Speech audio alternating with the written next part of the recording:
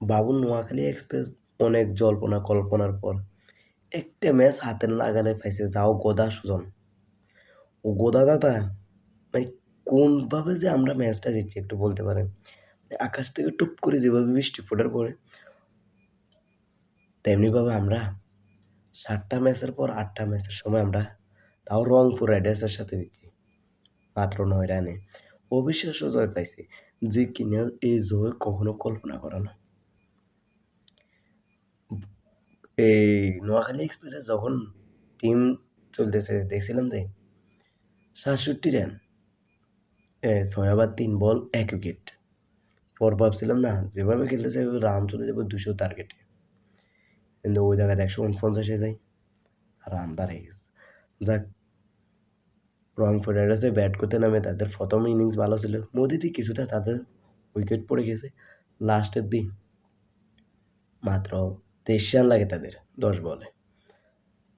তাদের over sec দিতে হাসান মাহমুদে 1 ওভারে 3-3টে উইকেট নিয়ে নিয়েছে, তার সাথে মুস্তাফিজও দুরন্ত 4 মারছে। যাক, যদি একটা 6 মারতো তারপরেও তাদের ম্যাচটা হাতে নিয়ে নাগালে নিয়ে যেত মুস্তাফিজরা। ভাবছিলাম কুলছে দুপ দুপ দুপ করে কখন জানি সিলেটের মতো আমাদের ম্যাচটা ওরা হয়ে যায়। বাবুরে তারপরেও রংপুর রাইডার্সের বিপিএলের সবচেয়ে সেরা দল রংপুর রাইডার্স আর চট্টগ্রাম রয়্যালস, কিন্তু রংপুর রাইডার্স যে এইভাবে নোয়াখালীর কাছে হারবে এটা কল্পনাবিহীন। একমাত্র নোয়াখালী বোলিং টিস্যুটা ভালো আছে, কিন্তু ব্যাটিং লাইন খুবই বাজে পারফর্ম। এই লাইনগুলো যদি আগে কাজে লাগাইতো তারপর আমরা মনে বোঝাতে পারতাম যে আমরা বিপিএলে আমাদের একটা দল আছে, তাও খেলতেছে, জিততে হারতেছে, এমন রান আউট করছে আমরা, কোনো জিতার চান্স নাই। এই গোদা কাকারে এখন একটা ম্যাচ আমাদের জিতেছে, কোনোরকম আমাদের সম্মানটা বাঁচিয়ে রেখেছে। এক্সামিনেশন পূরণ করি আরেক এক্সামিনেশন রানিং হয়েছে, ওই এক্সামিনেশন কমপ্লিট করতে দেয়নি গোদা কাকা। আচ্ছা ঠিক আছে গোদা কাকা ভাই, যতই আমরা জিতিয়ে বা হারি, দ্বিতীয়বার বিপিএলে ভাই তুমি আর নাই। মানে তোমার মতন কোচ এই নোয়াখালী টিম আজ জন্মের পর জনম, যুগের পর যুগ চলে যাবো, যেন তোমার মতন গোদা স্বজন আমাদের দলে যেন না দেয়।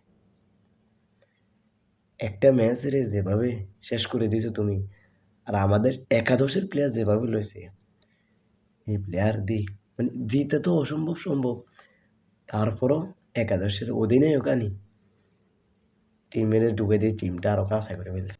যেভাবে ধান ক্ষেত রইলে পানি দিলে উড়ি চলে আই, তেমনি আমাদের নোয়াখালী টিমটা ওরকম ছিল, যেভাবে একটা কাঁচা অধিনায়ক দিতে, তার সাথে দিয়ে দিতে গোদা সুজন।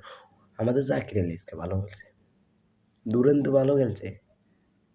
জাকির আলী শেষ মুহূর্তে যদি এই রানটা না করতো, নোয়াখালী টিমে আজকে হেরা যেত।